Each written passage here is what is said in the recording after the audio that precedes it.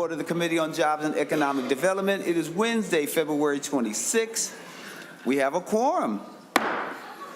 Today, we will be hearing Senate File number 1449 from Senator Putnam, Senate File 1632 from Senator Hauschild, Senate File 1666 from Senator Weber, and four of my bills, which would be Senate File numbers 1458, 1459, 1465, and 1673. As you can see, we have a full agenda today, so we will be limiting all testifiers to 2 minutes, just so that you're clear. The presenting author can take as much time as they want, and the committee can ask as many questions as they want, but testifiers only will receive 2 minutes, and we time you. So when your time is up, I will gently say your time is up. This is posted on the committee website, and all testifiers have been made aware of this in advance, so I'm certain that no one will be surprised. So thank you so much for being here. We are excited that you are here. So first up, we will have Senator Putnam with Senate File 1449. Senator Putnam,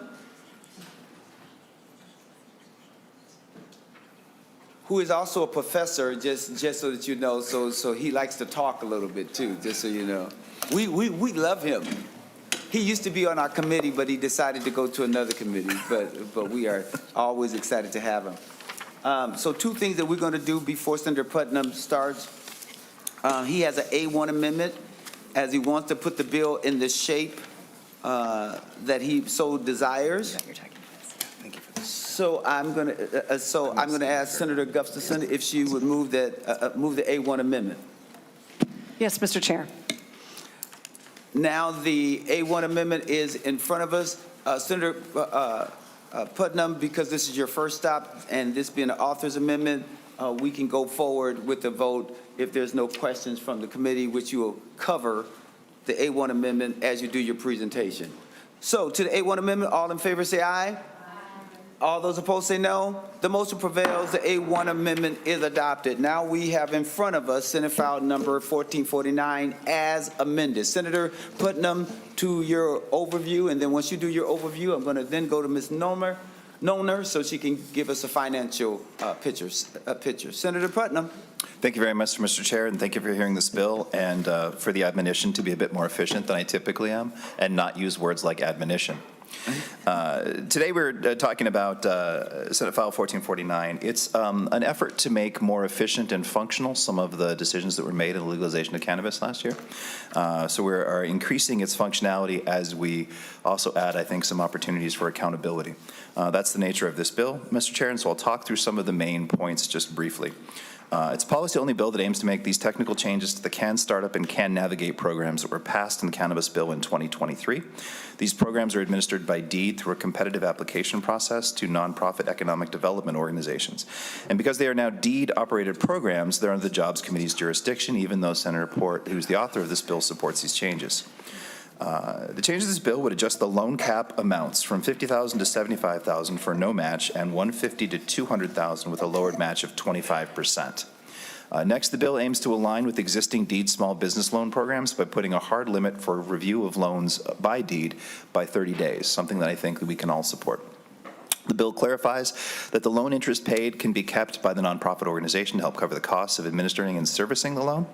And one of the biggest changes is that it requests public reporting on average interest rates, which I think is an important intervention. And finally, because these organizations are entering into a new field of small business development, there's a 15% allowance for administration of some of these projects. We hope that these programs could help Minnesota entrepreneurs entering the cannabis small business space because the profits of these future businesses will stay in Minnesota and provide opportunities to build wealth for people and communities negatively impacted by previous cannabis practices and policies. So, Mr. Chair, our testifier today is Elektra Studletsky. She's the Director of Shared Ownership at the Minnesota Consortium of Community Developers. Thank you. We're now going to go to Ms. Noner, and then we'll go to the testifier to give us a financial picture. Ms. Noner. Mr. Chair and committee members, the Senate File 1449 doesn't propose any additional appropriations, but I will say for Both of these programs are in the jobs base already. So currently, the startup program receives $3 million a year from general fund, and then the Cannabis Navigate grants receive $1 million per year, also from the general fund. And just for clarity, they're not asking for any increase to that base amount, is that correct? Mr. Chair, that's correct. All right, with that being said, to the testifier, I am not going to mess up your last name, so if you can say your name for the record, and let's go forward with your 2 minutes of testimony. Welcome to the committee. Chair Champion, members of the committee, my name is Electra Stridletsky. I'm the Director of Shared Ownership at the Minnesota Consortium of Community Developers and a constituent of yours, Senator Champion. You may recall that MCCD is a membership organization and nonprofit community developers and CDFIs. MCCD and our members are committed to advancing economic prosperity in Minnesota by leveraging and stewarding community development resources. MCCD was approached last session to weigh in on the cannabis small business development programs, but it was too late for us to get any changes into the larger cannabis bill. The changes in Senate File 1449 are simply to make these programs operate better and fix some of the small technical issues that exist. For transparency purposes, MCCD has launched a subsidiary nonprofit called Propagate that will be applying to DEED to become one of the administrators of the program. But we are advocating for these changes on behalf of members of ours who have also expressed interest. First, we are seeking to cap the loan amounts and a reduction in the match for the higher loans. We're not seeing the level of investment needed from private organizations or philanthropic organizations to pair with these programs, making these resources even more important for entrepreneurs. Additionally, with inflation, the costs of everything have increased since 2023 when this program was originally drafted. Second, we are requesting public reporting on average interest rates to provide transparency in an industry that's not necessarily well known for being transparent or forthcoming. We hope that this can help curb predatory lending practices and build trust with communities that have been previously harmed by cannabis-related policies and practices. Third, we're seeking a 15% administrative allowance for the Can Navigate program to better help nonprofit organizations like ours cover more of their expenses for administering this program. Without a higher administrative allowance, organizations will need to fundraise to cover these costs. However, at the moment, we're not currently seeing the levels of support for this field. Thank you so much. Your 2 minutes is at the last, was over. Thank you. But if you have one last sentence, I'll allow you to tell us one last thing, one last sentence. Certainly. My colleagues and I are happy to answer any questions that you may have. We appreciate the opportunity. Thank you. And if there's anything further that you want us to know that you did not have an opportunity to provide in your testimony, please feel free to submit that information to Tom Melton, who is our committee administrator, and we'll get that information to the rest of the committee. But thank you for being here. And if you'll hold, just in case there's some questions, members, the other person sitting at the table with the wonderful blue jacket on is Carrie Johnson. She's just here to answer any technical questions from my understanding. Senator Draheim. Thank you, Chair, and thank you, Senator Putnam, for bringing the bill forward. Yeah, and I know this is a revision of a program we worked on a couple years ago. Senator Port, I think, was the lead author, if I remember right. So I'm a little fuzzy on the details, so please bear with me a little bit. But the fee that's charged by the nonprofit, can we just go into the kind of real quick elevator speech on why and what it is? Who would you like to testify? The testifier? Okay. State your name for the record and please answer the senator's question. So the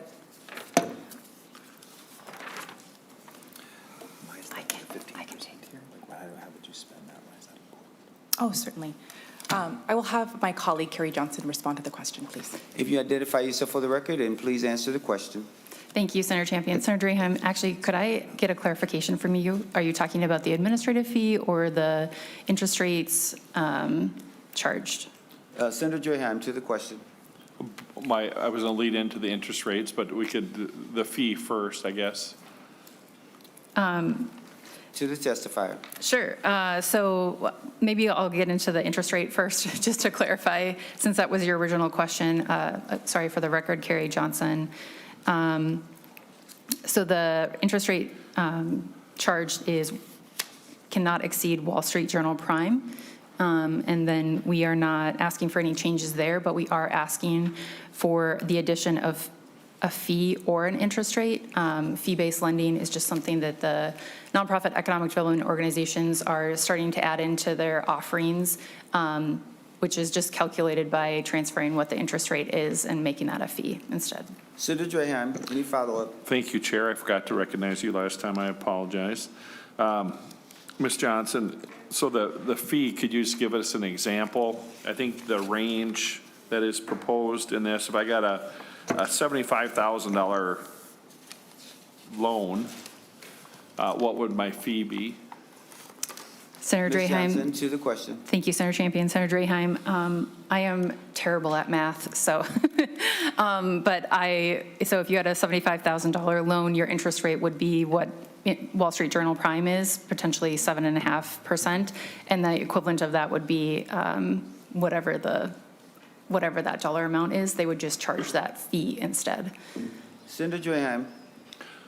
Thank you, Chair. So normally when I go to the bank and I get a loan, which I do quite often, they amortize that loan over so many years, and most commercial paper is renewed on a 3, 5, or 7-year basis for the most part, but it might be amortized out over 20 years. So, and that affects the interest and how it's compounded. So how are we doing that here in this case with, I mean, it's. To the testifier. And Chair, maybe it's just Senator nomenclature on the word fee, but it seems pretty loose, Chair. Senator Champion, Senator Draheim, we added this in to other deed loan programs last year as well.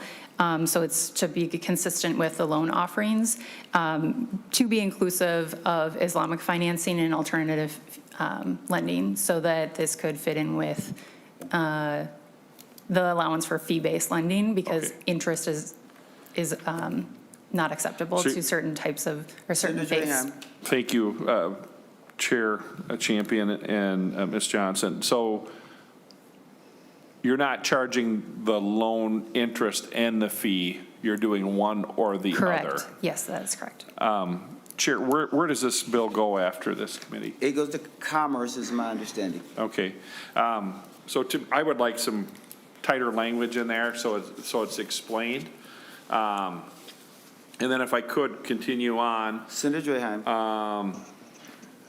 I think the admin, on 4.3, Chair, Senator Putnam may use up to 15% for expenses. That is quite a bit compared to most programs. Can we just get an explanation on why we're going way up to 15% instead of what the money is supposed to be using for? And Senator Putnam, that was something I did circle when it comes to line 4.3, because that is an extraordinary amount. So I'm interested in hearing what your reaction or explanation is going to be. Senator Putnam. Thank you, Mr. Chair, and thank you, Senator Draheim, for the question. I also circled this and figured we'd be talking about it today.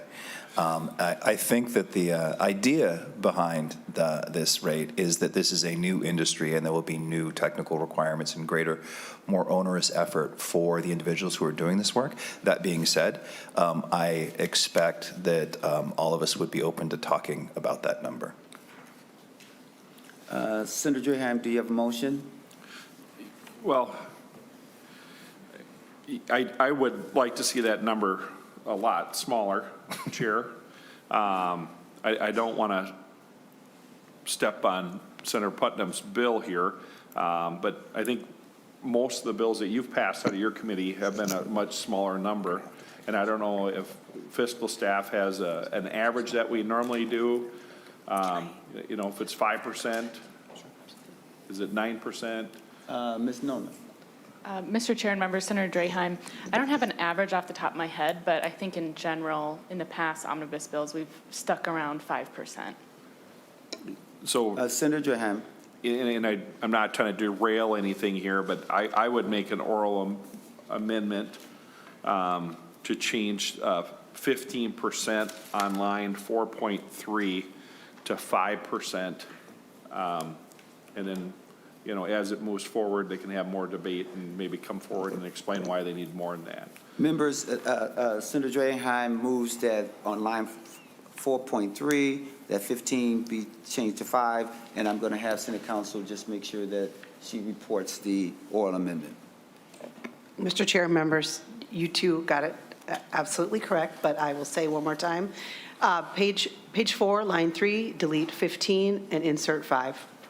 Any questions on the Draheim oral amendment? Senator Draheim? No, I just have more after this. Okay, got it.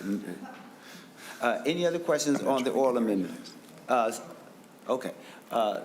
Seeing none, all in favor of the Draheim oral amendment, say aye. Aye. All those opposed, say no. The motion prevails.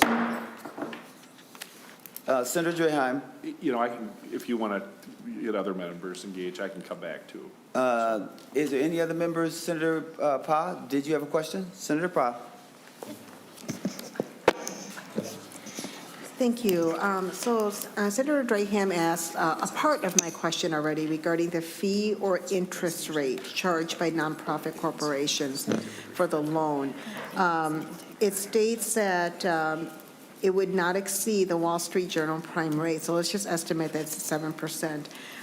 Does that also, I'm assuming the loan origination fee is in addition, is separate from the fee or interest rates that we're talking about, correct? Ms. Johnson or Senator Putnam? Senator Champion, Senator Pa, yes, that is correct. The loan origination fee would be in addition to, and that is standard with all of the loan programs offered at Deed, and I would say also standard with other banks, credit unions as well. Senator Pa, any follow-up? Thank you, Chair Champion. Yeah, so I just want to clarify, I think you already answered this, but I'm going to clarify again, is that they can only, when we talk about fee or interest rate, they can only do one or the other, but they cannot do a combination. So say, let's say it's a $500 fee and then a certain interest rate. So we're saying one or the other cannot be both. Ms. Johnson, to the question. Chair Champion, Senator Pa, that is correct. It is fee or interest rate charged by the nonprofit. So it is just one or the other, and we can work on tightening that language if that is not clear enough, so. Senator Pa, any follow-up? I do. One more question. This is, I guess it's kind of a question, but it's more of a statement about the 15% for nonprofits that are executing these loans. I really actually support the 15% just because I've worked in my previous experience working with HAP and doing a CDFI. Nonprofits do a lot of work to get applicants and loans in or loan applicants in shape for the loan. And there's also a lot of technical assistance, a lot of reviewing of the loan application back and forth. It's very time consuming, let me just say. And so I don't see 15% as a huge amount considering the work that they do, especially when we're talking about something new like this. For cannabis, it's going to be even harder because it isn't something that's already been a market or industry that's already existed for some time. So I would actually like to keep it at the 15, but at the same time, I would like to see us engage with the CDFIs or the nonprofits that are actually doing this work, because I'm sure there's a reason. And to ask them, if we reduce it to 5% or whatever that amount is, can you still do what we're expecting you to do? Because I think you'll hear from them, the answer is going to be no. Because that's just my experience. I've actually done servicing loans on behalf of Deed SBA as a nonprofit, and we have never been able to make the numbers work. So I'm just putting that out there to really consider that and engage with our nonprofits before we change it. Thank Mr. you, Chair. Senator Pop. We're going to Senator, I'm sorry, Mr. Chair, if I may, Ms. Johnson Senator has Putnam. I know that we've already passed the amendment and this discussion of the compensation for the administrative work is sort of passed, but Ms. Johnson did have some comments that she would like, some context she'd like to add to that conversation, if she may. Ms. Johnson. Thank you, Senator Champion, and I want to thank you, Senator Pott, for those comments. We have communicated with some of our members who are CDFIs as well. CDFIs won't be applying for the loan programs, but they likely will be applying for the technical assistance. 10% even doesn't cover the full amount, and normally all organizations that come to you asking for resources have to fundraise to philanthropic organizations to cover the additional amount to carry out the work on behalf of government. And I think if we lower it to 5%, we may not see anybody apply to these programs. I just think if you want resources to help the social equity applicants actually succeed that might be applying to this program, we need organizations that are not going to be predatory lenders or focused on their own resources or their own goals versus the actual goals of the entrepreneurs they're trying to help. And so love to have continued conversations about that. Thank you. And just so that we're clear, when we think in terms of the money, even for the Promise Act and other folks who've done loans for us, the administrative fee does not exceed 5%. And so whether we get someone, we hope that it works out, but if you want to continue to raise this in another committee, you can certainly do that at that time. With that being said, I'm going to Ms. Carlin Dole-Fontaine. Did you want to clarify something first? No, Mr. Chair, all I wanted to add was that I think there could be some technical changes, amendments to clarify that there's a fee or interest can be charged that's separate from the origination fee, because even I was a little confused about that. So that's one technical change. I also was looking at the Can Navigate, and there on page 4, line 3, it's referencing nonprofit corporations and then contract funds, but that language really isn't used in that program. Nonprofit corporations is used in the Can Renew. So the eligible organizations are more than just nonprofit corporations, but I'm not sure if it's only the nonprofit corporations that are going to be using the contract funds, and contract, again, isn't used in that statute. So I'm just trying to clarify why that terminology and whether it's appropriate for this section. I also spoke with the counsel for the Commerce Committee. I told her there might be some technical amendments coming. I would work with her to get that amendment for the next committee stop. But if we could touch base offline to kind of clear up some of these issues, that would be great. Thank you. Thank you so much. Senator Nelson. Thank you, Mr. Chair. I have just a couple questions. One has to do with the section of the bill we were just on, page 4, line 4.4, actually. I'm interested in, so we've talked about the percent that could be used of the contract funds for expenses. But it's interesting that there's a list of those expenses, technology, utilities, legal services, training, accounting, insurance, financial management, benefits, reporting, and audits. But I find it interesting that you also have in line 4.4 that they could be used for including but not limited to those expenses. So that sounds kind of like an open expense drawer. I'm just curious, what other expenses besides the ones that you have listed here do you think are necessary? I'm just, it'd be much more. It just seems that it's very open-ended here, especially when you combine that with the 15%, which is now 5%. But what are the other expenses that you didn't list that you think might need to be covered? Ms. Johnson? Thank you, Senator Champion. Thank you, Senator Nelson. I'm open to removing the not limited. We wanted to just provide an example. I would say in most programs, there isn't calling out anything, so it's more messaging to the public and to lawmakers as to what the expenses might be used for. And so happy to remove the but not limited. Mr. Chair. To that point, I'm going to go to Ms. Dole Fontaine. Mr. Chair and members, I would note that I think what this language is trying to do is mirror what's over on line 2.32 to 2.33, which says including. It does not say but limited to. So if it is intended to mirror, then you could Yes. remove that. So, Senator Nelson. Mr. Chair, to that, then I would like to strike but not limited to on line 4.4, and then insert the language that Ms. Fontaine mentioned, which I think is including, but I don't see the language here. So I'd like her to read that amendment, Mr. Chair. Ms. Fontaine? Mr. Chair and members, line 4.4, delete but not limited to. So it'll just read including expenses related to. It'll just be limited to that list. Senator Nelson, is that your oral amendment? Yes. Any other questions or any discussion on the Nelson oral amendment? Seeing none, all in favor say aye. Aye. All those opposed say no. The motion prevails. Mr. Chair, I had a couple more questions. Senator Nelson. Thank you, Mr. Chair.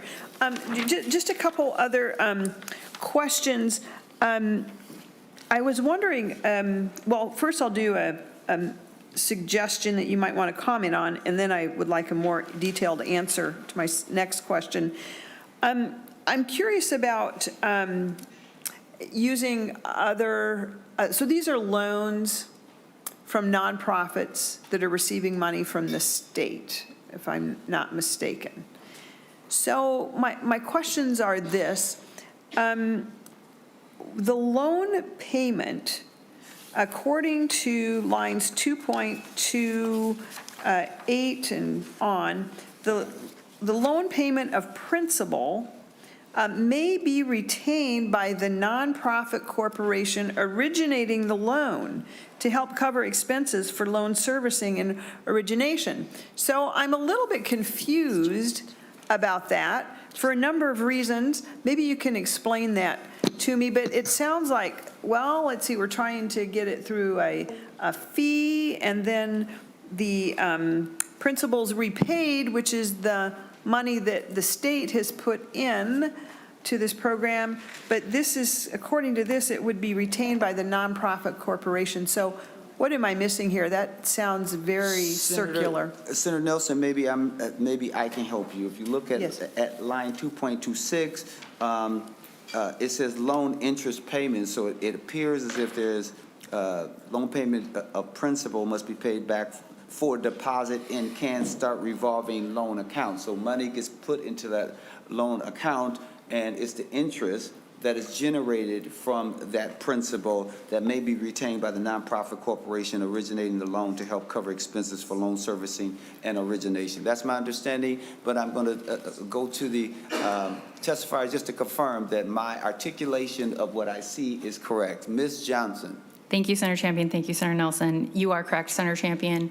It is just the loan interest that can be retained, and normally this is not this explicit in the other loan programs that DEED offers, but we are trying to clean up a program that was written without input by organizations that will be administering these programs. So that is why we're here, and maybe it's still imperfect. So, but it is just interest. And before I go back to you, Senator Nelson, just so the committee understands, I certainly don't mind these questions, but this bill is going to go to Commerce, and between now and Commerce, we would hope some of the issues that have been raised will be clarified, and they can deal with it in Commerce. Senator Nelson. Thank you, Mr. Chair. I'll keep my comments brief, knowing that it is going to Commerce. Well, I was curious, though, that the loan interest payment would be retained by the nonprofit corporation, which is administering these loans from the funds from the state, but also then getting the loan origination fee that we just talked about. So it just seems like there's, I hate to use the word double dipping, but it just seems a little unusual, but we'll let Commerce clean that up. But I also wanted to just make note that I'm curious why our, well, it seems, I guess it's a little after the fact here, but our small business development corporations would be great partners in something like this. And it's interesting that we just have sent our state funds to a CAN startup revolving loan account. Can you use the small business development corporations? Good to know. All right, and then my last comment, which maybe will happen in Commerce, but I don't serve on Commerce, so you're welcome to send me something. I think it'd be important to get an update on what's happening currently with the state finances, the loans that have been funded through the CAN startup revolving loan account, how many there are, what's the repayment history look like. Just kind of, I think at some point we need to have that data. And if you don't want to take it today, Mr. Chair, if you have a full schedule, they're welcome to send me that information, but I think that is important information for the legislature and the public to have. Ms. Johnson? Thank you, Senator Champion. Thank you, Senator Nelson. And I would love to, the programs haven't actually been launched yet, so. That I'm aware of, and we can call up Deed to answer more specifics about that, like the administering of the programs and when that is going to be happening. I do not have that information, so. Thank you. Thank you, Senator Nelson. Thank you. Senator Draheim? Thank you, Chair. And Senator Nelson asked some of the same questions I had. So thank you, Senator Nelson. So I'm going to go back to the fee and the interest rate just so I understand how this works. And I commend you on trying to work around the fee and the segment of our population that has a problem with paying interest. I understand that. And we've talked about clearing that up. But my understanding of the program is that you can borrow $75,000 up to $200,000 for up to 6 years. Is that correct? And then you would pay the Wall Street Journal prime rate, is what I call it, for interest. And it's just not clear if that is a fixed rate or if it's a variable rate. Does it reset every month, every quarter, every year? And is the term 6 years? And does it amortize out? Or is it just for 6 years and just straight 6 years? Ms. Johnson, I hope someone's going to be able to provide clarity because it's clear that my good senator is trying to get some real specificity as it pertains to this issue. Senator, Ms. Johnson. Thank you, Senator Champion. I may have to get back to you because I don't administer loans, but I can follow up with you with our Small Business Development Director so that we could get more into the specifics, but it is a fixed rate. I do know that much. Okay, perfect. So Senator Draheim, so would you be okay if they submit some additional information to you in order to answer your question, and we'll put that on the list of things that needs to be clarified when Ms. Dole-Fontaine sends information to Commerce's Senate Council as well. Senator Draheim. Thank you, Chair, and I'm fine with that. But just doing the simple math, you know, if you have 7% interest over 6 years and you're borrowing $150,000, so kind of on the higher end, the current cap, before this gets adopted. For 6 years, your interest payment would be $34,129.37. So my leading question was then, is that the fee you're going to charge? That's how you would calculate it, right? And I don't need the details. So I would either have the choice, if I qualified for this program, to come in and borrow and make monthly payments through the 6-year period, or if I had the resources to come up with $35,000 and pay the fee, and then I would get the loan. Ms. Johnson. And then I would have to pay it back within that 6-year period. Ms. Johnson. That is correct. And the fee could be spread out by monthly payments added on top of the monthly payment as well. And maybe we should change the language to the interest rate or fee equivalent potentially as an alternative. Okay. Yeah, I think Senator council can work on that. I know we're short of time, Chair. I just wanted to make sure I understood it. Thank you. And these are important issues, so thank you. And Senator Putnam was clear that there was going to be some questions, but we know that we're going to pass this bill and send it to Commerce so they can get it together. Any other questions before we vote on Senate File Number 1449 as amended? Senator Putnam, you can give us closing comments before we vote. Just, Mr. Chair, thank you for hearing the bill. I want a special thanks to you, Mr. Chair, and to Senator Nelson, Senator Durham, and Senator Pa for your useful advice, and Ms. Doyle-Fontaine for continuing to help us with this. And I appreciate your patience with our first stop on the journey. So we will continue to work on this and take all your help and your work as we continue to do that. Thank you so much. With that being said, is there a motion? Let's see, Senator Mohammed, is there a motion to move Senate file number 1449? Do you move that it be passed as amended and re-referred to the Committee on Commerce? So moved. Any other discussion before we vote? Seeing none, all in favor say aye. All those opposed say no. The motion prevails and the bill is passed and now re-referred to the Committee on Commerce. Members, you may be looking at the agenda. The next bill up is Senator Hauschild. We're going to have to move that one because he had to step out for a very important meeting. So we just want to clarify that we will come back to that bill as soon as he returns. We're now going to go to Senate file number 1666, Senator Weber. And it's my understanding that you have two testifiers, Justin Bentis and also Dave Felon, who's the owner and president of Progressive Rail. So if you would come forward. And Senator Weber, when you're ready, present, and then we will go forward with the rest of the bill. But let me say one last thing. There has also been a request, just so you know, Senator Weber, that we received a request from State and Local Government Committee for this bill. So our intention is to send it there with the expectation that they then would pass it out and then send it to taxes. Understood. All right, thank you. So Senator Weber, to your bill.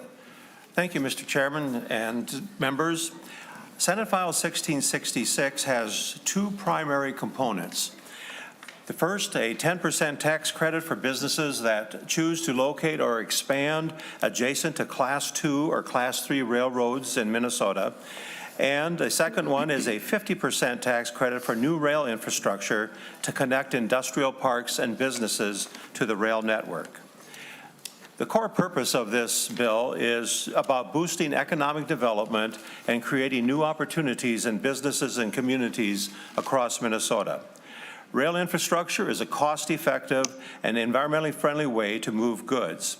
By encouraging businesses to connect to rail, we are reducing congestion on our highways, pavement damage, and are lowering emissions and strengthening Minnesota's logistics networks. Over the years, as we've seen railroads diminish and railroads cease to exist and old railroad tracks uprooted and used for other purposes, we have fallen behind in the ability to expand our rail capabilities. And so this is not just about transportation, however. It's about job creation, long-term investment, and positioning Minnesota as a leader in smart economic growth. With that, Mr. Chairman, I'd like to go through the bill specifically.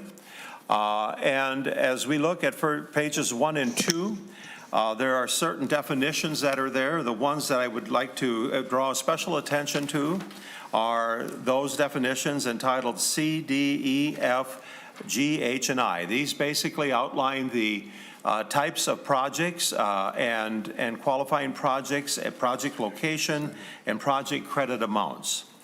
And the credits that would be allowed are for the credit against the tax imposed under Chapter 290 equal to 10% of the qualified economic development expenditure not to exceed $8 million per qualifying project. The second one, the 50% credit, would be of qualified initial infrastructure expenditures not to exceed $4 million. It would also provide a limitation on the entire project of a total of $10 million between the two. As we look at an attempt to construct new rail facilities these days, the cost to put in a mile of railroad is $3 million. And as we try to connect businesses to our railroads, sometimes it is necessary between rail ties, switches, and other necessary equipment to be involved in new construction. Today, the difference in the rails that are used for construction are substantially different than the original rails that were put in. There are other items in here within this pages 2 and 3 that talk about the implementation of the program, how the commissioner can adopt the rules. And finally, subdivision 4 on page 3 talks about the transferability of the credit. Certificates may be issued in order to allow the credit to be transferred to another who experiences a tax liability under the appropriate section. With that, Mr. Chair, I would turn the testifiers table, with your permission, over to my testifiers. And that is fine. Ms. Nomander, do we have any financial issues? Okay. We will then go to Justin Bentis, I believe is how you pronounce your last name. You can correct me, state it for the record, and give us your 2 minutes of testimony. No, you nailed it. Good afternoon, Chair, Champion, and members of the committee. My name is Justin Bentis, and I'm with Mickelson & Company, a small consulting firm that works with Class 2 and Class 3 railroads across the nation. We have the privilege of working with nearly every Class 3 railroad in the state of Minnesota. I'm here to testify in support of Senate Bill 1666, the Minnesota Strategic Industrial Development Enhancement Act. As Senator Weber indicated, this legislation has 2 primary components: a 10% tax credit for businesses that choose to locate or expand adjacent to Class 2 or Class 3 railroads, and a 50% tax credit for new rail infrastructure, so those spurs or those new rail infrastructures that connect to industrial parks. To ensure responsible implementation, this bill also includes several key safeguards, the first of which being project-specific caps. Senator Weber had already covered that. A $50 million annual limit on the total tax credits, a 10-year sunset, and a results-driven approach, meaning investments must be made and completed before any tax credit is earned. The state of Minnesota will not provide tax credits unless an economic development project is successfully executed. So that $50 million cap that I previously went over, Minnesota would need to attract over $100 million in economic development projects to meet that $50 million cap. So economic development, as you guys know, is highly competitive. How does Minnesota set itself apart from other states? By implementing programs just like this. Oklahoma was the first and remains the only state to implement this type of incentive. In just 2 years, Oklahoma has seen over $250 million in economic investment directly attributed to this policy. In one case, a major employer selected Oklahoma over 5 other states, bringing over 100 jobs and $100 million in capital investment. Mr. Bentis, thank you for your time. I appreciate it. Thank you so much. You can have one last sentence, but that's it. Okay. You have anything else that you want to say, like one last sentence? The bottom line, this program works. It's another tool in the toolbox, and it's lower risk, high reward. Thank you. Sounds good. We're going to Dave Fallon. Hopefully I pronounced your name correctly. Correct me on the record and provide your 2 minutes of testimony. Welcome to the committee. Thank you, Chair Champion and fellow Senate members. This SIDE Act is an amazing thing. But first of all, my family is grown up here in St. Paul. I own Progressive Rail. We are all about small, medium-sized customers. But what we see is that we're competing nationally, but especially in the 5-state area for business. And the SIDE Act would be very good as far as durability, to be able to afford the infrastructure that's required to get to a national rail system. As mentioned, the turnouts, the ties, everything is much more expensive than just a few years ago. What's nice is one example is the Great Western Industrial Park down in Randolph, Minnesota. It was a farm field. Today it's thriving with a unit train facility for grain. There's facilities for manufacturing, distribution, and it's basically sold out. There's another 1,500 acres next to it. It'd be an amazing incubator for more jobs, careers, economic activity. And that's really what rail's all about. It's the most economical way to ship goods. It is a very safe way, and it's durable. So what we're talking about here is when people put brick and mortar into the state, they're not at risk of flight to move to other states. And oftentimes our neighboring states really try to pull in the industry, where Minnesota could actually get it. We've got an amazing workforce here, and it's the type of thing that with the SIDE Act, with help with infrastructure, industry becomes much more easy to locate in our state.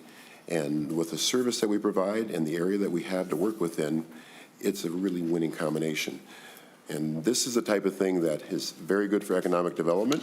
It's a flywheel. It's generational wealth and transparency, but What we're doing here with the railroad is we're really growing the economy. And with the owner of Progressive Rail and the team that we have, we've got the capacity. We're taking trucks off the highway, we're creating lots of good business, and it's the type of thing that it does work. This type of program is extremely valuable. Thank you so very much for your testimony. Members, any questions for the testifiers? And just so that you know, the only reason why this bill is here is because they're asking for some things to be done by the Commissioner of Deed and for the deed program, all right? So that's the only reason why, but the other places where it's going to go will probably have probably much more of a robust discussion about it, all right? Any other questions for the testifiers? All right, Senator Weber, you can give us your closing, and then we will take a motion and then vote. Mr. Chairman, thank you for the hearing. Again, we believe this is an important element for economic development all across the state, and I look forward to continuing to move this bill forward. Thank you so very much. Senator Draheim moves that Senate File 1666 be passed and re-referred to the Committee on State and Local Governments. Is that your motion, Senator Draheim? With that, all in favor say aye. All those opposed say no. The motion prevails. Thank you, Senator Weber. Thank you, Mr. Chairman. Thank you. Members, I still don't see yet Senator Hauschild, so I'm going to go to my first bill, which is going to be Senate File number 1458, and Senator Muhammad is going to take over for me.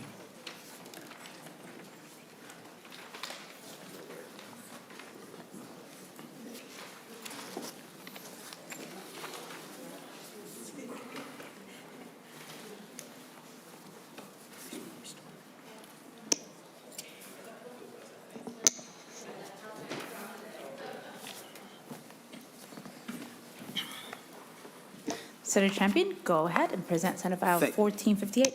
Thank you so much, Madam Chair. We are excited to be here. I first want to take a pause and recognize someone else and ask that he pull a chair out with us as well. Alexis Faro, come on out with us, please. Bring a chair with you. Let me tell you why I'm embarrassing him today and asking him to come up.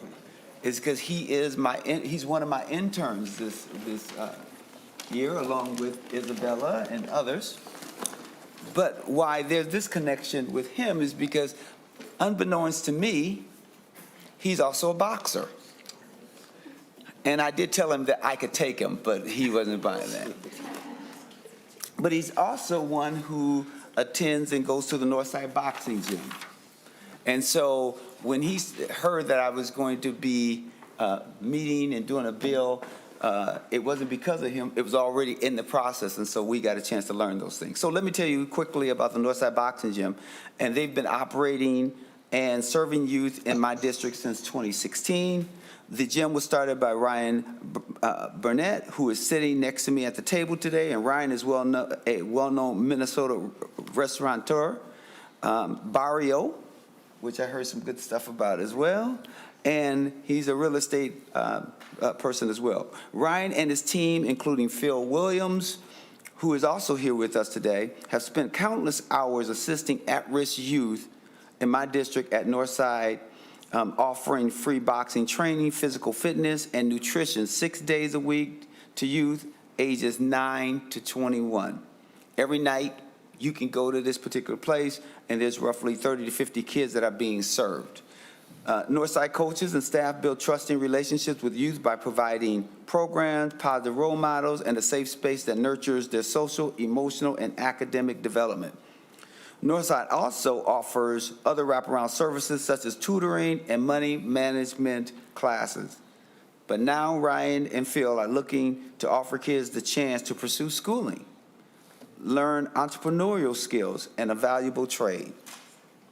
And one thing that I will say, even though it says Northside, they do not limit the population to just Northsiders. Anyone who wants to come have the ability to come. But now there's this great opportunity, and so I'm going to turn it over to Ryan Burnett to explain further. And you have 2 minutes. Mr. Chair, I think we have a video that's going to play first. Yes, before you testify, we do have a video.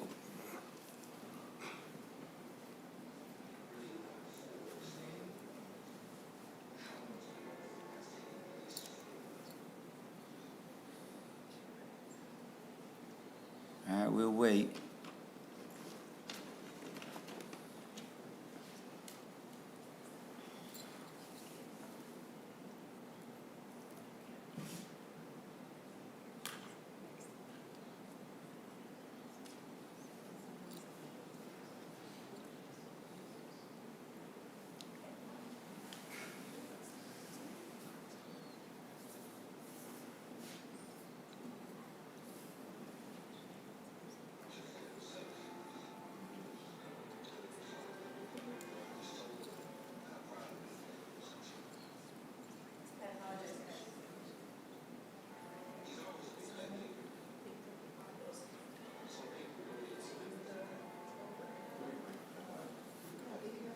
Have a full understanding of how much growth has taken place from who he was then to who he is now.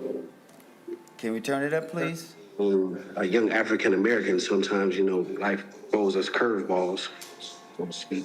So for him to create a structure for himself, you know, follow through with that. So I just told him how proud of him I was to watch him grow to the man that he is today. Barbershop changed my life first. Being there with those elders taught me a lot about life. Those were my first fans, boxing. So that led me to boxing. That's where I became the name Field of Drill. Without the barbershop, I don't know if I would have walked into a boxing gym. So I fought through that adversity and I became something out of that. I thought it was only right to come back and try to grab the next kid. I thought it was like me. It gave me somebody to believe in, give some love, some attention, and structure.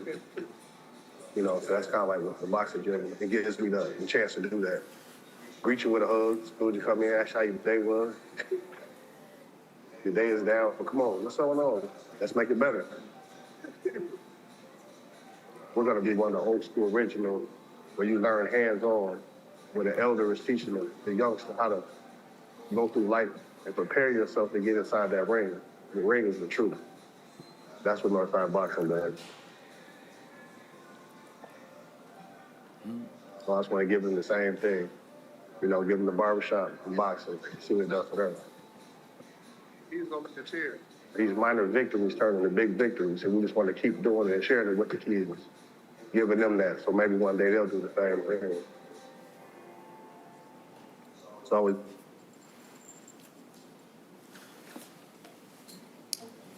Okay, and I think next we have somebody who will testify. Thank you, Chairwoman and committee members. My name is Ryan Burnett. I'm the Executive Director of Northside Boxing. And to piggyback on what Senator Champion spoke about, we've been in North Minneapolis coming on our 10-year anniversary in a couple months, and we bought the building through the nonprofit, through an RFP through the city. It was a dilapidated firehouse that was built in the FDR administration in 1939, and we did a private capital campaign and have been largely funded by whether it's foundations from companies or foundations from big donors and generosity of the broader Minnesota community. And we've been at it 10 years. Everything we do is for the youth, so there's no fees for anybody that comes through there, and that includes all the equipment, all the travel, all the food. We feed them healthy meals every single night. And, you know, it's been the same group of us with a couple additions for the last almost 10 years. And we have in the 10,500 square feet space of that beautiful building now, we've got an additional 1,500 square feet where we want to really work on the youth force development. And that's what we've been doing, but we want to have utilize one of Phil's other skill sets to teach these youth a trade, teach them a way to learn entrepreneurship, learn marketing, and have a tool to grow with, and then become leaders in their own community. And boxing gets them in the door. We have a captive audience, and we're just going to compound upon that. So I'll let Phil take it from here, he's been a barber on the north side for 26 years, as well as a boxer, professional boxer, and actually has the fastest knockout in boxing history. So I'll drop the mic there. Nice, that was almost 2 minutes. You have 2 minutes, Mr. Phil. Thank you, Ms. Chair. Yeah, so what we're adding on to what he's saying about the Northside Boxing Gym, we want to add a barber shop to that gym. The barber shop in our community is just as important as a church. It's a place for young men and women, but mostly young men right now, to get guidance and, to have a place to come and get therapy, get their hair cut, have a group of men and mentors to be able to talk to. And it's also a trade that we can pass on to them that can take on into the workforce, to teach these kids professionalism, to teach them how to pay their taxes, how to manage a business, take appointments, and these are the skills that they can take on and use for their future in the workforce. And using the same discipline that we have from the barbershop, we will be hand-picking our barbers to be there to pass on the same rules and agendas that we do in the barbershop, in the boxing gym that's been working for the past 10 years. And that's just something that we want to add to our gym, especially being that firehouse, which is a safe haven for most of our kids and family that come there. And that's what we're looking to do. Thank you, Mr. Phil. Members, will your intern testify? Did you want to say something? I can. You got 2 minutes. I want to say the first time I ever came in, people started greeting me that I didn't even know.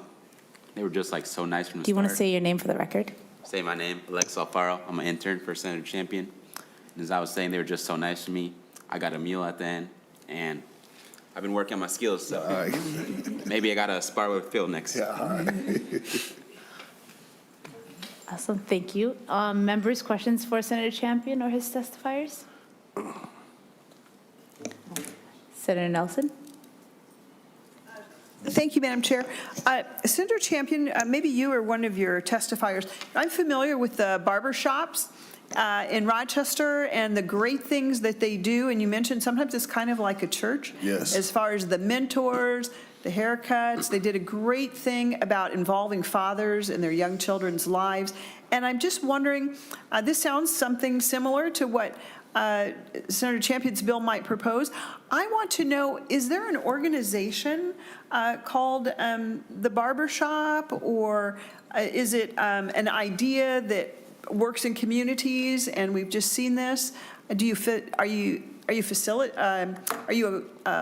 connected in any way to Barbershop, the Barbershop in Rochester? Actually, we have two of them, one on the north side of town and one on the south side of town. No, I'm actually not. Say Madam Chair. Oh, Madam Chair. Madam Chair, Senator Nelson. No, I'm not. I've been a barber in North Minneapolis for 26 years, so I'm in the barber community. But as far as me being connected to Rochester personally, no, I'm not.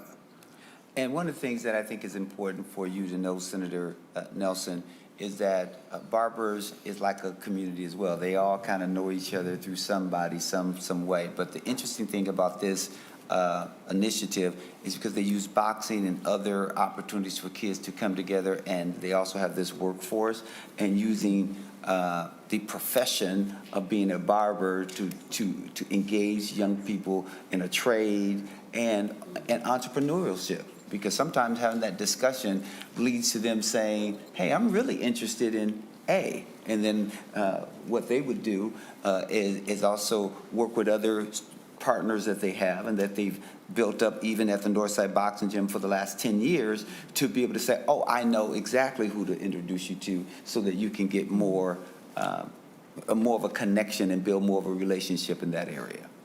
Thank you. Senator Paul? I don't have a question, but I just wanted to share my support. I really enjoyed the video.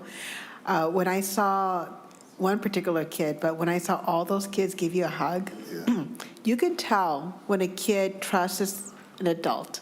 And trust is really hard, and kids know who they can and cannot trust. But not only did he enjoy being there, but the way he hugged you, I could tell that you were a trusted adult to him. And that is really hard to find. And I'm so glad that these kids have you and have Northside Boxing. There's something about people getting their hair cut, and maybe getting their head washed and their hair cut, because for some reason, all of a sudden, they just open up all these personal details about their lives, what's going on, whether it's positive or something that's worrying them. And so I think this program that you're talking about is just great. It really is. For our youth to be able to have a mentor, it's special. And so I just want to say that I really appreciate you bringing this forward. I appreciate the work that you do, and the fact that you're tying these two things together for our youth, so that they can have trusted adults. So thank you. I will say this, Senator Pott, if I may, Madam Chair, when I go get my hair cut, you know, and well, let me just say that my son tells me when I get my hair cut that I'm not getting a haircut, I'm getting a head massage. But I want you to know how true it is that when you sit in that barber's chair and in that environment, or they are talking about a cross-section of things, personal lives, what their aims and aspirations are, and in that setting, there's always someone who says, oh, I know somebody. Oh, I know a way to connect you. And I think to bring these two things together are great. And I have a question for maybe Ryan or Phil. How long are these young people in the program typically for? Yes, Ms. Chair. You said, so how long are they gonna be in the program for? Yeah. Well, there's not a limit to be in the program. Like if you when you start, you're like locked in. It's like you're grandfathered in. So you can start at 8 or 9 years old, and you're there till you have kids. So really, there's no, like, you don't have to leave. Like once you're there, you're there. You're like part of the family. Okay. If I may, Senator Chair, we've had young men and women that have been there for the 10 years. So we've watched them go from 14 to 24, and we want that to continue for decades. That's our goal. That's our sustainability goal. And it looks like within the bill that you guys are giving them real life skills like customer service and other things. Are you also placing them in jobs? Madam Chair, we are, and we go above and beyond with that. Like we'll take them sometimes in cases into our homes if where they are is not suitable, and we've placed several in different jobs. And the beauty of us being a small nonprofit is we're able to work with exactly where they need to go and meet them where they're at. So yes. And Madam Chair, can I also ask Ryan to talk a little bit about the fact that he's an entrepreneur and also has Barrio and Bar La Grasa and also does real estate, and how his presence with the kids can help also be a part of this workforce initiative. Thank you. Yes, I have some restaurants around town. A couple barrios, Bar La Grasa, Porzana. We just opened up Minari, and I'm also a partner in Crispin Green. So they get exposure to what all the good, the bad, the ugly that comes with entrepreneurship and restaurants. And by virtue of me being in the business community, I have a lot of connections in different industries that also kind of makes the community smaller and gives them more opportunities. And let me just say, Porzana has the best steak in the state. Thank you very much. That's all for my questions, and I think, there's one more question, Senator Fungher. Thank you, Madam Chair, and thank you, Senator Champion. I just want to voice in support of this legislation. You know, boxing is a good discipline, and allow me to share a little bit of my background too. You know, I now and then how boxing can help shape our young people these days. Just a few months ago, people might notice I shave a few pounds off. So mainly because I got a little training from one of our boxing champions, Series 4, live in Eastside St. Paul, and he has a gym similar to yours as well. So he gave me a little tip right before my trip to China to meet the flyweight of China, and he happened to be a Hmong descent in southern China. Came to Las Vegas and won the championship. His name is Xiong, like our senator Xiong. Last name is like Xiong, like Senator Xiong, and first name is Chao. So Chao Xiong. So Series 4 gave me a little tip, so it allowed me not to embarrass myself when I was in China, and so that's just happened recently. But I'm gonna relate back to my past. I was not a boxer so far. Doesn't know how to do any, shortest knockout punch. But I was in Taekwondo and was starting high school. And in Taekwondo, in order for you to get a rank and belt, going from white belt to yellow belt, orange belt, green belt, you had to pay for testing. And as a person of low income, I stay on white belt for more than 10 years. I still go to class, but I can pay to get tested so I can elevate to yellow belt, orange belt, green belt, and so forth. So I was a white belt all the way through college until I graduated and got a job and able to pay that, and then elevate to green belt, and then I got tired, become old man. So boxing and sport and recreation help change and tailor a person's life, especially young people. And what you do is great. Have an extension, barbershop extension too. And we will always continue, to shape young people, and it will continue to be involved. Sooner it'll be your young people that you train now will tailor the next generation to constantly help, whether it's through cooking or other recreation or boxing, which shape a person's character and help them be more disciplined in today's day. So this allowed me to say a few more than I need to, but I voice in support of this legislation, Senator Champion. Thank you, Senator. Thank you, Senator. With no more questions I see, we're going to lay this bill over for possible inclusion. Thank you, Senator Champion. Thank you so much. You did a great job. And I think we'll have Senator Hauschild next if you want to come back up.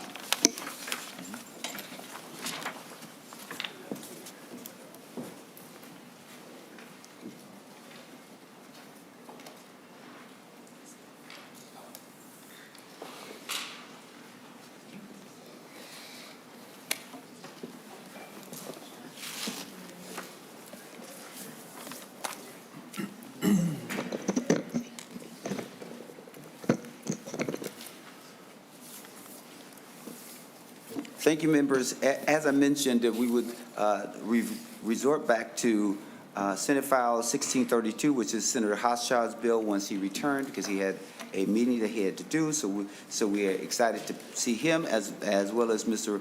Ruberg. So Senator Hauschild, tell us about your bill, Senate File 1632. Thank you, Mr. Chair and members of the Jobs Committee. And first of all, thank you for your flexibility. I did have another healthcare-related conversation that I needed to have, so I appreciate the opportunity as well to present this bill, which is Senate File 1632, a bill that appropriates money for a grant to Aspirus Lake View Hospital, which I'll refer to as ALV, to provide certified nursing assistant training. Certified nursing assistants are the backbone to our hospitals, skilled nursing facilities, veterans homes, and other care facilities such as group homes and assisted living facilities. ALV is a 25-bed critical access hospital in Two Harbors, Minnesota. The hospital continues to struggle to recruit CNAs to work in their hospital post-pandemic. The 24/7, 365 environment creates challenges with finding and hiring these crucial employees. ALV has had some recent retirements of long-term CNAs, with the most recent being a 45-year employee. The local skilled nursing facility, a partner of ALV in Two Harbors, also struggles to recruit CNAs into its workforce. ALV offers signing bonuses, part-time work options, flexible schedules, competitive wages and benefits, and has a supportive workplace culture. However, there just simply isn't enough CNAs who are trained to grow with the patient demand that is increasing. ALV must build innovative and creative programs to grow their own to serve all of Lake County and beyond. ALV is requesting this funding to support their strategy to help solve the significant workforce challenge that is impacting hospitals and health systems across the country. With this funding, Mr. Chair, which is a very, very small amount, but I think makes a really effective way of helping these rural hospital systems like ALV, would help them recruit 12 individuals to become CNAs to support organizations and patients across Lake County. This program will not only benefit the hospital, but will also benefit other organizations that they work closely with. With SNFs, they cannot admit patients due to internal staffing shortages, and it backs up patients into the local hospital. This bottleneck has far-reaching negative impacts across the health ecosystem. This workforce training program aims to solve this problem locally by training people to enter this highly rewarding role in healthcare and long-term care. And with that, Mr. Chair, I do have Greg Ruberg, who's the president of Lakeview Hospital in Two Harbors, to testify as well. Thank you so much, Senator. Mr. Ruberg, thank you for coming all the way down from Two Harbors. We appreciate seeing you. Please state your name for the record and proceed with your 2 minutes of testimony. Thank you, Mr. Chair and committee members. Again, my name is Greg Ruberg, the president of Aspirus Lake View in Two Harbors. As Senator Hauschild explained, we are seeing a significant challenge in recruiting certified nursing assistants to our hospital, our local skilled nursing facilities, and other congregate care. What I always refer to as CNAs is really the backbone of our healthcare system, both locally and across the state. Senator Hauschild talked about the workforce challenges we're seeing. Number one is retirement of long-term employees after the pandemic and after long, successful careers. The second one is really a shift in workforce and a difficulty of healthcare to recruit people to do 24/7, 365 work. We're seeing people really shying away from evenings, weekends, holidays. And again, I think some of that has to do with the kind of the evolving workforce in post-pandemic. The other thing I would add is a lot more local competition, and I hate to pick on Quick Trip, but organizations like Quick Trip and other big box retailers are really competing with this workforce, which is often the stepping stone in the healthcare field for RNs, physical therapists, physicians, surge techs, et cetera. I pulled a few statistics from our system alone in Duluth and Two Harbors to give you some context of the issue that we're experiencing. Right now in our system, we have 27 open CNA positions for our two hospitals between 30 miles apart. Again, that's 27 staff that can't care for patients that keep showing up in our emergency room, in our clinics, and in our hospitals. We have 4 open positions. We have 4 travel nursing assistants at Lakeview right now working to support patient demand. I would say that is more than we've had in probably the last 8 years combined. It was unheard of to have a travel CNA working in our hospital. We have 4 on staff as of today. I did work with our local skilled nursing facility administrator. He said they had 11,247 hours of agency CNAs last year, so 2024. They have 15 open positions right now. They're a block up the street from us. I want to just touch quickly on the interconnectedness and interdependence of healthcare. Thank you so very much. Your time is up. If there's one last sentence you want to give us, that's fine. But other than that, your time is up. Mr. Ruberg. Thank you, Mr. Chair and committee members. I just want to emphasize the benefit of this program in our county is not only for our local hospital, but for all of our community partners. And I would propose this be a statewide model that all rural communities could use to serve. So thank you. Thank you so very much. That is why you are the CEO. Let me just say, thank you so much for being. Members, any questions for Senator Hauschild or the testifier? Senator Muhammad. Thank you, Mr. Chair. Thank you for bringing this forward, Senator Hauschild. I have a few questions, if you don't mind me asking. I think this is an important field, and we need more people in this field. My sister is a CNA, so I know just a little bit. But I wanted to ask, from your perspective within your hospital, how many CNAs do you currently have? To Mr. Ruberg. Mr. Chair, Senator Muhammad, right now we have 2 CNAs on staff and the 4 travel CNAs that are working, and then 1 casual. Senator Muhammad. And is this program that you're seeking the funding for in 2026, is this a new program that you're looking to create, or have you already been doing this? Mr. Ruberg. Mr. Chair, Senator Muhammad, this would be a new program as of this build. We have had experience many, many years ago with a similar program in Lake County with 2 of our local community colleges, 1 in Duluth, 1 on the Iron Range. So we've got a track record of doing this. This would be a new program build post-pandemic. Senator Muhammad. And will you be partnering up with a college, or who are you doing this just with in-house? Mr. Ruber. Yes, Mr. Chair, Senator Mohammed, our plan is to partner with one of our local colleges in our region and really build a program right on site at Aspirus Lake View. So we would dedicate space in our hospital, create the classroom space, the instructor would come in, and then we would do rotations in our hospital, could do in our clinic, and then our partner skilled nursing facility as well. Senator Mohammed. I'm almost done, I promise. I have two more questions. My other question is, this isn't a lot of money compared to sort of the funding that we work with for most organizations, $42,000. How many people are you looking to train with this amount of money? And to follow up with that, how many people do you think you will be training? Mr. Ruber. Mr. Chair, Senator Mohammed, this money would be to train up to 12 CNAs in Lake County. And again, Aspirus Lakeview would commit to hiring up to 6 of those, and the other 6 could be hired by our local skilled nursing facility, veterans home, group homes, assisted livings, and other congregate care across the county. Senator Mohammed. My final question. I think very often people who do this work are looked over, and I think they do some of the most hardest part of the job, right? Taking care of our most vulnerable communities at their sickest times. And they're underappreciated, underpaid, overworked. What are you currently paying in terms of your hospital? Like, what does the salary look like for the folks that you do hire full-time? Mr. Ruber. Mr. Chair, Senator Mohammed, when you look at Aspirus Lakeview specifically, our average rate of pay was just over $24 an hour for this position. Now, I will say that included some very long-term CNAs that we were really blessed to have working 30, 45 years in our organization. Within our system, the average wage is just over $21 an hour. That's between Duluth and Two Harbors. Any other follow-up, Senator Mohammed? And is the 21 starting, and is there a cap at 24? Do they, if they stay with you longer, does the salary go up? And I'm done. Ruber. Mr. Chair, Senator Mohammed, that is the average wage of all of our CNAs, but yes, they go up rather quickly. And to your point, these are some of the hardest working individuals in our hospital. I'm a physical therapist by background, so I've worked with our CNAs on the floor clinically. I most recently worked alongside of one when we were short, and I can tell you, you're exactly right, they are some of the hardest working individuals in our hospital. Physically, busy schedules, patients that ask a lot of them, and they deliver. Thank you.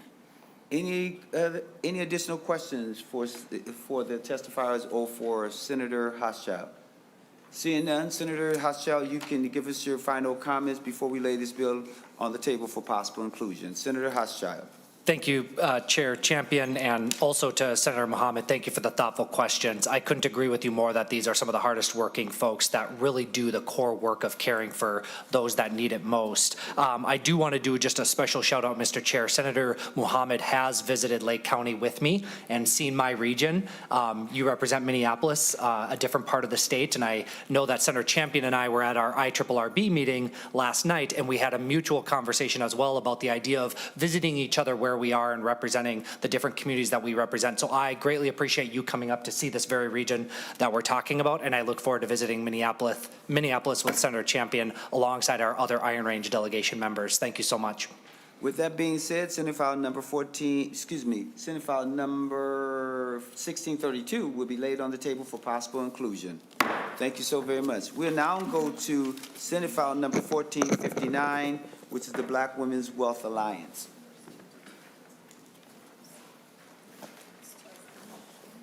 You know I'm ready for your question. No.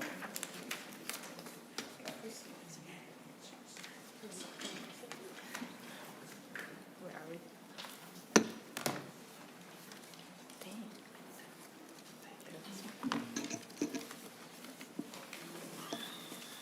Okay, Senator Champion, you can start.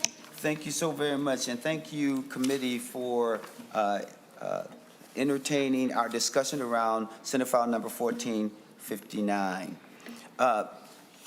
This is an appropriation for Black Women's Wealth Alliance, but it helps fund B Pathways and the Hive alumni program. B Pathways works with women and men who are students, workers, and entrepreneurs to build sustainable careers and generational wealth through its core skill training, coaching, support services that strengthens individuals' capacity to achieving career success through completing basic and higher education, job placement, career promotion and retention, and preparing a pipeline of entrepreneurs to become employers. Participants in the B pathways are required to engage in career readiness sessions, enroll in courses to improve administrative, communication, and technology skills, collaborate with coaches to set and pursue their visions and goals, and more. Members, I don't want you to be blinded by the fact that it is an appropriation to Black Women's Wealth Alliance, but it's for you to also see that this particular program and this Pathways program is open to women and men, no matter where they come from, and it's geared towards building entrepreneurs and establishing sustainable careers and generational wealth through its core training. That is so incredibly important. They've done some really good work, and I want you to know that we are excited about this program. So with that being said, Madam Chair, we are ready for our first speaker. Thank you. Please introduce yourself for the record, whichever one that wants to go first.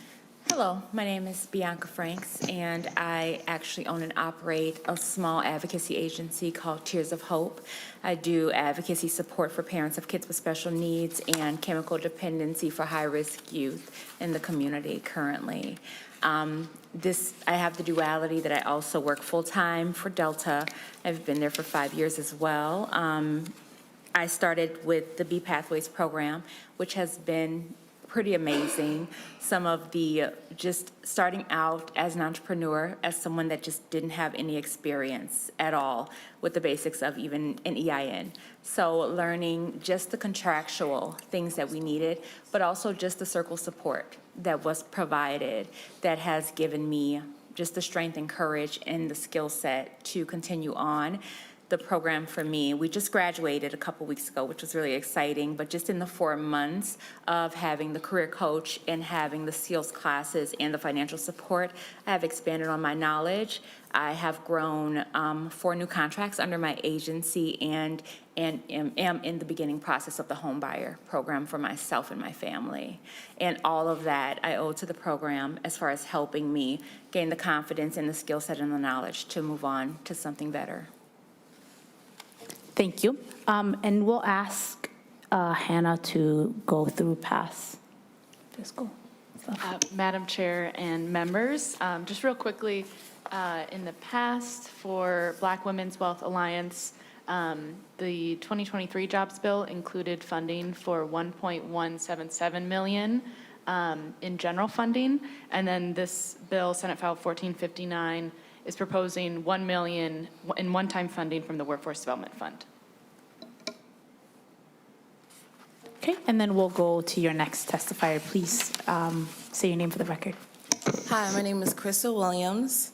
I am the owner of Revive Hair Restoration Salon in Minneapolis. I specialize in holistic wellness when it comes to hair. Certified trichologist, so I study the hair and the scalp. A little bit about me, I have 5 kids. Got a dog and, sorry, I'm a little nervous. Anyways, the BWWA program has significantly helped me with my business development skills. I came into the program wanting to create generational wealth and just further my educational training and everything that has to do with moving forward. So this program has helped me tremendously with my credit building. I've received grants that helped me purchase a car, a vehicle. I have been able to further my training as far as becoming licensed in trichology. I also am working on getting my instructor's license to be able to provide advanced trainings to the community as well. What else? Let's see. Sorry, I just wrote a few things down.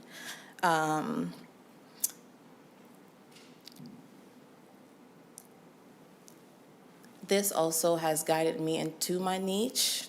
and my niche is bringing the holistic wellness into the community when it comes to hair.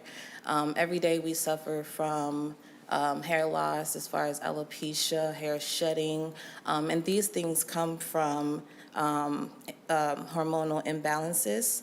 And so working with the Zara Root Integrated Clinic, this has guided me into helping people with their health issues, which is, sorry, excuse me, what I'm here to help with. Yeah, I am very thankful for BWWA for coming into my life. Without them helping me further my skills, I don't know where I would be right now. I'm really excited to continue on the journey with BWWA and the Bees Pathway program. Being a pioneer of this has been amazing. Okay, awesome. We gave you more than 2 minutes, but you did not sound nervous and you did great. Thank you so much. We'll go to your next testifier, Senator Champion. Please say your name for the record. Hello, my name is Aisha Wadood. I am a single mother of 4. I'm a massage therapist at the Zara. I own Neuro Holistic Massage and Bodywork as my company. And I have, or should I say, I came to the Black Women's Wealth Alliance with a concern in my community with that we didn't have integrative wellness. We didn't have access to massage. We didn't have access to mindfulness when it came to the journey of healing yourself. So I came to the Black Women's Wealth Alliance with that concern, and they have really helped us bust through the market in Minneapolis with that concern. And with that, I've been able to provide integrative wellness to my community. It took me quite a while to sustain my skills. I've been doing this for 18 years, and I have been able to really grow in my practice in the areas where I felt like I had holes. The BWWA helped me to fill those holes. And with the B Pathways, I have been able to really create a solid foundation. With that foundation, the coaching portion for me has been amazing. And this is something we just don't get, especially in the wellness industry, and you're out here, you know, firing your bosses and doing it on your own. So with that, I've had the honor of being able to fire my boss, go at it on my own, and just jump off the porch. And so it's been fun. You know, you have your ups and downs, but to have that support system for me has been amazing. And the B Pathways really brought in a support system of entrepreneurs that, you know, do the same thing that I do, entrepreneurs that I can collaborate with and, you know, do bigger things. But we all have the same goal in mind, and that is to provide for our families and our communities, and the B Pathways has been that. Thank you so much. And I think next we have Ms. Kenya McKnight. Yeah, Madam Chair and Senator. I'm Kenya McKnight-Ahad, CEO and founder of the Black Women's Wealth Alliance, and thank you for hearing us today and also for your support a couple of years ago in the last bill, which actually helped us really step up the B Pathways program and expand it. So I'm here today to really just talk about, you know, why this is important. And you've heard a little bit about the impact that it's had on some of the women. Some of the other impact that we've seen is that folks have grown in their confidence to advance in their careers. We've often had very accomplished women with skills, degrees, et cetera, that are working in low-wage occupations, just not confident enough of their skills to move up. And so as a result of providing these monthly, first of all, the B Pathway sessions are monthly. It's a full-day workshop from 8 a.m. to 4 p.m. And we have guest speakers come in like Dr. Verna Praise, Dr. Denise Williams of Metro State University, professionals who are experts in, you know, subject areas that really focus on career development, but the core fundamental topics of administrative communication and technology and emotional intelligence. For us, those are core skills, whether you're a student, entrepreneur, or a worker. Everyone needs those fundamental skills to be successful, and to have the confidence and support through coaching, which we also provide to help people not only create plans for themselves, but strategies to execute their goals into the success that they imagine for themselves. And on top of that, we also provide support services, which sometimes shows up as small grants to help remove barriers that they identify towards their goals. So you heard from Crystal, and she came to us as an entrepreneur who worked at Sola Salon Suites, and we provided her with an affordable space there at our building, and helped her pay for classes so that she can become a trichologist. So, and now she provides a whole different level of service that we just do not have in our community through the beauty industry, right? Which is about holistic wellness. Sentence? We're almost at 2 minutes. Okay, thank you. So just a small example. So thank you so much for your support. Moving the B pathways forward this year for us allows us to reach more women and men and to expand our impact across the region. We do serve the entire Minnesota with a nice emphasis in North Minneapolis. Awesome, thank you. Members, questions for Senator Champion or his testifiers? Senator Paul. Thank you, Chair. So I'm looking over the handouts that we got here, and when you're asking for the $1 million appropriation, I'm assuming that it's going to be supporting the program that you already have in the handout here, which is going to the same programs, which is the workshops, some of the technical assistance, training, education, coaching, those kinds of things. I just wanted to clarify if it's for something new. Ms. McKnight-Hahn. Madam Chair, Senator Pott, yes, it will go to the B pathways with the idea also that we can strengthen our alumni, which is the retaining the folks that we've worked with, you know, connecting with them, making sure that we're, you know, helping to retain their careers and their trajectory forward. And sometimes people fall through the cracks, right? You get through the program and they're done. We want to keep something going for our alumni, but primarily the B Pathways program with the contents that's outlined in the document. Okay. Senator Paul, follow up? Yes, thank you, Chair, and thank you for that. I'm glad to see that this program is already making a lot of impact and that these dollars will also be continuing that program. I have a couple of Black girlfriends who have said, we sit around dinner and we'll talk about our experiences being Asian women or being Black women, and say, you know, we've encountered the same kinds of discrimination, bias, and challenges as entrepreneurs. And oftentimes that's like, some things I've shared is like when I go and try to rent a space for a commercial for my business, sometimes the commercial landlord will look at me and go like, can you pay for this space? You know, what kind of, like they kind of give you this question mark, like somehow you're not capable of doing that. The other thing is like when you go and open a business account or a line of credit for your business that you've been at that bank for like over 5 years, and they're like, I don't know, we want to give you a line of credit. You know, it's all kinds of things that we encounter as women of color, but I think also as, I relate a lot with Black women and Asian women having these same types of barriers and discrimination in our world that we operate in. And so having programs like this, I think really helps women of color be able to be successful in business, and also to have almost like a sisterhood or an alliance of women that we can bounce off ideas and experiences with that gives us input into how we can be successful in our business. So I just want to say how much I love the work that you do, and that absolutely I know that women need this help, and so yes.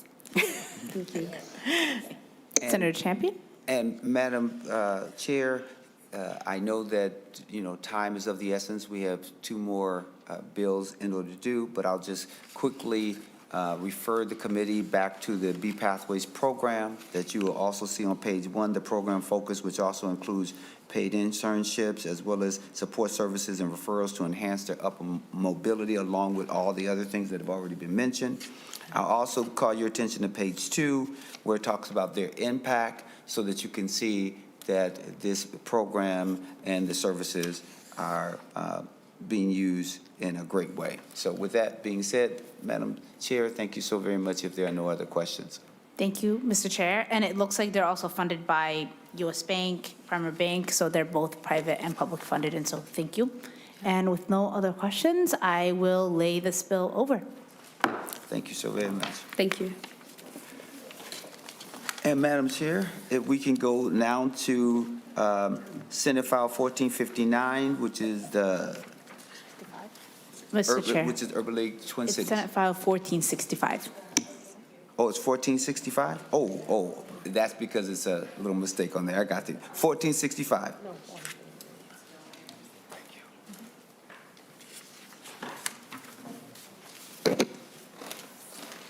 And as my testifiers are coming forward, Madam Chair, I want to just quickly say, because I know the time is of the essence, I just want to say that the Urban League has had impact on the community, particularly in my district and other places as well.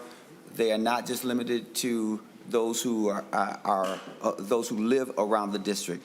Their current need for workforce training in sectors that have a high demand, like IT, healthcare, green energy jobs, longevity of the Urban League, Twin Cities. They've been engaged in the community for over 100 years now. You also will see in your packet information on their workforce solutions, what they are doing currently at the Urban Tech Job Program 2.0. And we will start with the president and CEO of the Urban League, which is none other than Marquita Stevens, for 2 minutes of testimony. Thank you, Mr. Chair. First, we'll go to Ms. Grunwald for fiscal analysis. Madam Chair and members, the Urban League Twin Cities received $400,000 in fiscal year 2025 from the Workforce Development Fund, and Senate File 1465 is proposing $400,000 a year in fiscal year 26 and 27 as one-time appropriations, also from the Workforce Development Fund. Thank you. And then we'll go to your first testifier. Thank you, Marquita Stevens. Chair, Senate committee members, thank you for this opportunity to testify on this Senate File 1465, the workforce appropriation for the Urban League Twin Cities. Interestingly enough, as Senator Champion pointed out, in 1925, a group of people met in a church to plant an Urban League affiliate in the Twin Cities to help Black people, in particular, with employment and housing opportunities. So for 100 years, this is indeed our 100th anniversary. The Urban League has centered economic prosperity for Black and brown people among its core services while valuing education and a social order that promoted justice for all. Today, this funding will allow us to continue to build on that legacy. With your help, we can strengthen the Twin Cities region through filling jobs in high-need workforce areas, thus supporting families in their pilgrimage to successful living. We're shifting toward focusing on industry tracks within the workforce division, in addition to our general employment focus. We believe this will better establish career tracks, allowing progress in better defined ways in IT, construction, health, and green jobs. Our Urban Tech program of 4 years ago started with strong interest from the community. We exceeded goals in training and certifications and placement in livable wage jobs. 90 certificates earned, 75 industry recognized certificates, 62 placements on average each year. We moved from entry-level tech jobs to tech careers after some research. And so as a result, we shifted our emphasis to select pathways including cybersecurity, AI, and project management cohorts, in addition to the help desk and data analysis tracks, all of which are underway. The new cohorts begin in March with 12 clients. As we're able to increase staff with coaches and instructors, we'll be able to meet our target of 120 students. We serve everyone who comes to us for help. Our programs are life-changing. Our staff is the lifeblood. Ms. Stevens, if you want to finish your last sentence. Oh, okay, great. Our staff is the lifeblood with this help, whether it's IT, construction, or general employment services. Our people are the backbone of the community and the lifeblood of our legacy. Thank you. And then next, we'll go to your testifier, Mr. Willie Williams. Thank you, Madam Chair. Senator Champion.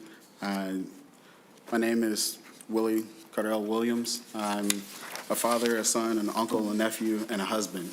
I'm your average citizen. I've been a forklift operator, a janitor, a help desk person, a realtor, a volunteer, a coach, and a college graduate.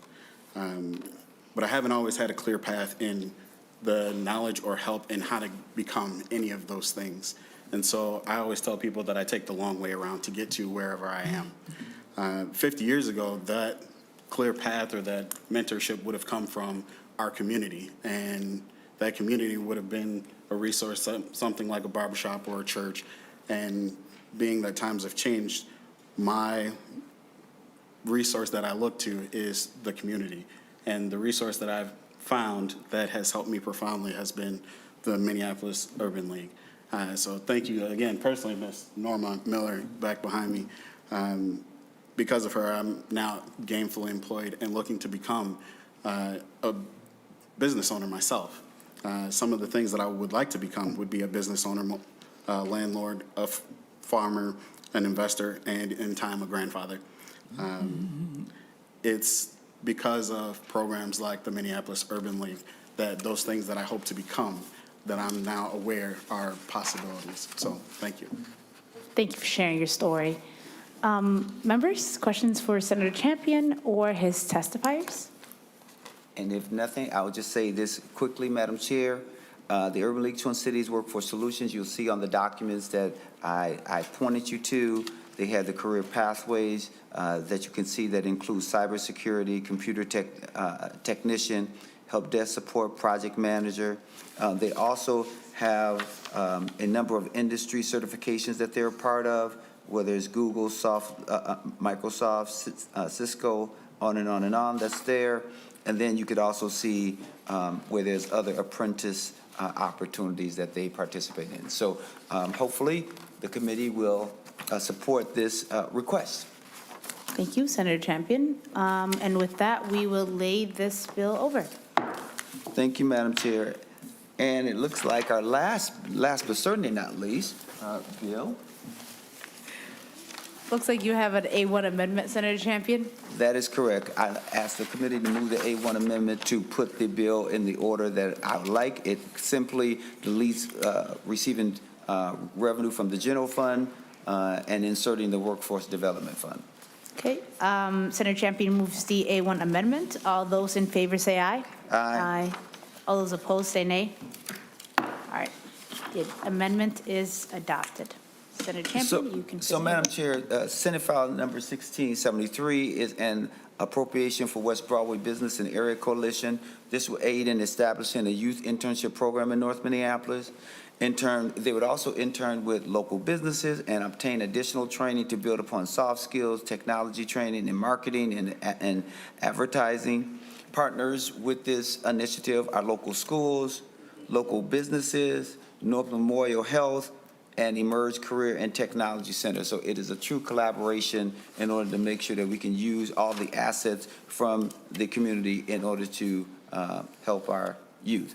With me today, and we'll start with Christelle Porter, who is the Executive Director of West Broadway Business and Area Coalition. All right, hi. My name is Christelle Porter, like you said. I'm the Executive Director of the Business Association on West Broadway Avenue. You have to go through the chair. Oh, I'm so sorry, That's Madam okay. Chair.